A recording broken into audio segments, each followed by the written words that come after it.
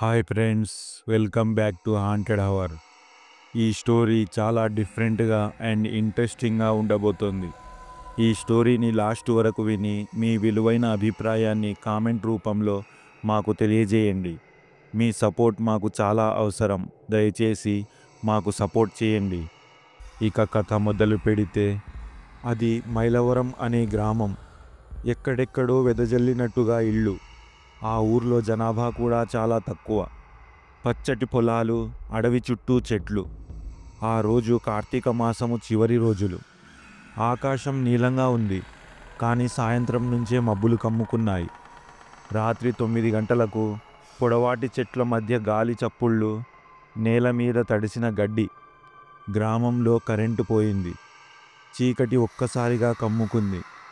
గుబురుగా ఉన్న ఆ చెట్ల కదలికలు విపరీతమైన అనుమానాన్ని కలిగించేవి. రాము కుటుంబం ఆ ఊరిలోనే మంచి పేరున్న కుటుంబం. ఆ కుటుంబంలో రాము 45 ఏళ్ల వ్యాపారస్తుడు, భార్య శాంతమ్మ, 2 పిల్లలు అనిత, చందు ఉన్నారు. ఆ రోజంతా మబ్బుగా ఉండి రాత్రికి కుండపోతగా వర్షం మొదలైంది. పాతగా ఉన్న ఇంటి నిర్మాణం. గాలిలో వానజల్లులు శబ్దమిస్తుంటే ఇంట్లో మంటపెట్టెలో వెలిగించిన కొవ్వొత్తి తక్కువ వెలుతురు ఇస్తోంది. రాత్రి 10:45 ఇంటి తలుపు ఒక్కసారిగా తట్టిన శబ్దం వినిపించింది. అంతవరకు ఎవరూ ఊహించలేదు ఈ వానలో రాత్రి ఎవరైనా రావటం అంటే అసాధారణమని. కొంచెం జాగ్రత్తగా తలుపు దగ్గరకు వెళ్ళాడు. తలుపు తీస్తే వెలుపల ఓ వ్యక్తి నిలబడి ఉన్నాడు. ఆ వ్యక్తి తడిసి ముద్దైన గోధుమ రంగు క్యాప్, నల్ల చొక్కాను ధరించి ఉన్నాడు. చూస్తుంటే సిటీ నుంచి వచ్చిన అబ్బాయిలాగా ఉన్నాడు. కళ్ళు ఎర్రగా మెరుస్తున్నాయి. మొహం మీద చిరునవ్వు లేదు. కానీ తలుపు తట్టినట్టు కాదు, అనుకోకుండా పొరపాటున తగిలినట్టు ఉంది. అనుకుంటూ తలుపు ముయ్యబోయాను. అతను నెమ్మదిగా చెప్పాడు, చాలా వర్షం పడుతోంది సార్, కొంచెం లోపల ఉండే అవకాశం ఇవ్వండి. వర్షం ఆగిపోయాక నేను వెళ్ళిపోతాను. ఈ వర్షంలో ఎక్కడికి పోవాలన్నా వీలు పడట్లేదు. వర్షంలో ఈ ఊర్లోనే ఇరుక్కుపోయాను అని అన్నాడు. రాము, శాంతమ్మ ఇద్దరూ ఒకరినొకరు చూసుకొని ఆతిథ్య భావంతో అతడిని లోపలికి పిలిచారు. అతను నెమ్మదిగా లోపలికి వచ్చి మూలలో కుర్చీలో కూర్చున్నాడు. వానగాలిలో తడిసిపోయిన వాడైనా అతని దుస్తులు చల్లగా ఉన్నాయి. ఒక మనిషి వర్షంలో తడిసి ఉన్నట్లయితే తన దుస్తుల నుండి నీరు కారడం గమనిస్తాం, కానీ నేల మీద నీళ్లు కారడం లేదు. అతను తడిసి ముద్దయ్యాడు, కానీ తన వస్త్రాల నుండి ఒక్క నీరు బిందె కూడా రావటం లేదు. ఆ విషయాన్ని ఆ సమయంలో ఇంట్లో ఎవరూ గమనించలేదు. బయట గాలి ఉప్పెనగా వీస్తోంది. చెట్ల కొమ్మలు గట్టి గాలికి బద్దలవుతున్న శబ్దాలు వినిపిస్తున్నాయి. ఇంట్లో కొవ్వొత్తి వెలుతురు కొట్టుకుంటోంది. వేడి టీ పెట్టి అతనికి ఇచ్చారు. అతడు మాత్రం తాగలేదు. రాము తలుపు దగ్గర వింతగా ఉన్న బాక్సును గమనిస్తాడు. అది తాము ఎప్పుడూ చూడనిది. ఇంటి బయట నుండి ఎక్కడి నుంచో వచ్చినట్లు కనిపిస్తుంది. శాంతమ్మ దాన్ని తెరిచే ప్రయత్నం చేస్తే అందులోపల పుర్రె ఉంది. అందరూ భయపడిపోయారు. రాము భార్య అంటుంది, ఏవండి, ఏమిటది? ఎక్కడి నుండో వచ్చింది. ఇదేదో నాకు అశుభంలా కనిపిస్తుందండి అంటూ కంగారు పడుతూ చెబుతుంది. అప్పుడు రాము భయపడుకుంటూ, సార్, ఈ బాక్స్ మీదేనా అని అనుమానంగా ఒక భయంతో అడుగుతాడు. అతడు మాత్రం అడ్డంగా తల ఊపి నాది కాదు అని సైగ చేస్తాడు. నిశ్శబ్దంగా కుర్చీపైన కూర్చొని కిటికీలో నుంచి బయటకి చూస్తున్నాడు. సార్, ఇప్పుడే ఈ వర్షం తగ్గేటట్టు లేదు. మీరు ఈరోజు మాతోనే మా ఇంట్లోనే పడుకోండి, పర్వాలేదు, మీకు ఏం అభ్యంతరం లేకపోతే అని రాము తనకి చెప్పగా తను మొహం కోపంగా పెట్టుకొని మౌనంగా కుర్చీలోనే అలానే కూర్చొని ఉంటాడు. ఒక్క మాట కూడా మాట్లాడాడు. అప్పుడే రాము భార్య, ఏవండి, వర్షం ఆగిపోయిన తర్వాత అతను వెళ్ళిపోతాడేమో, వదిలేయండి.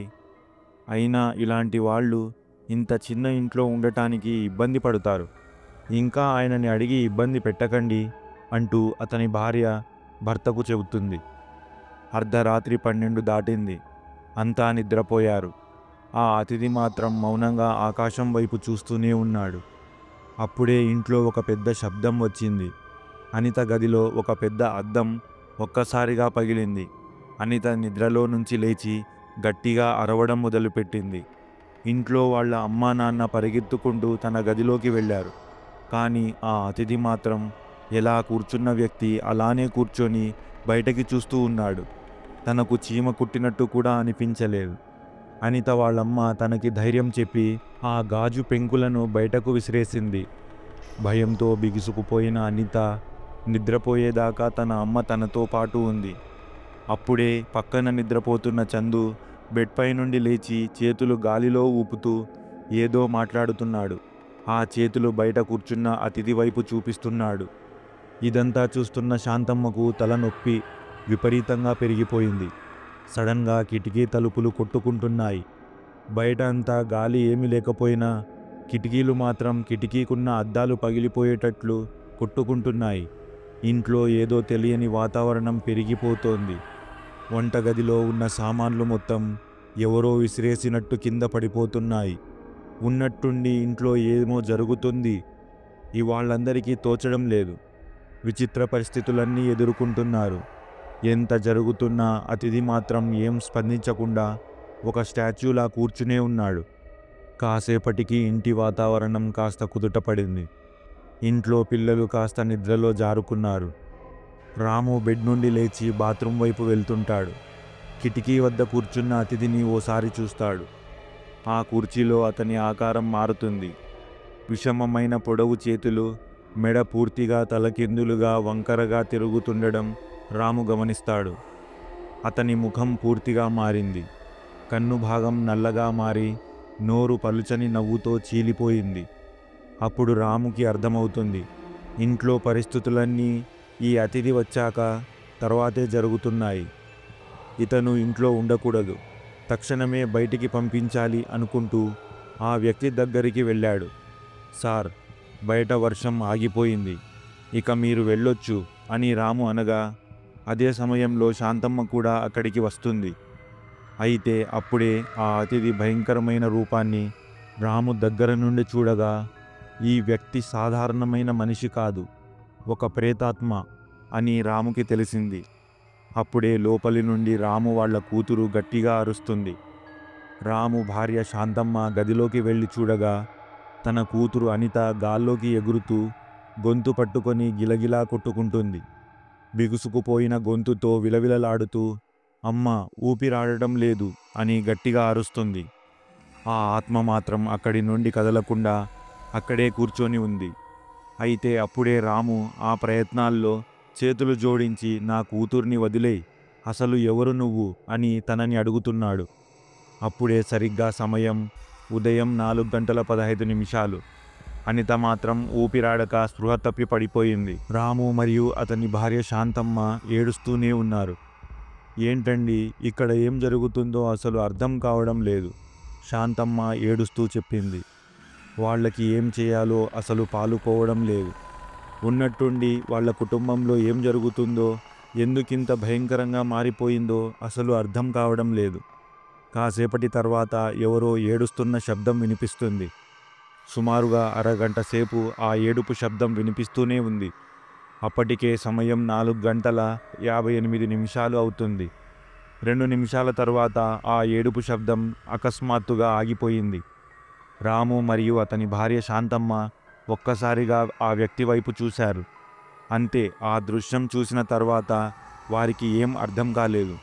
అక్కడ ఆ వ్యక్తి లేడు, మాయమైపోయాడు. వారికి ఆశ్చర్యం వేసింది.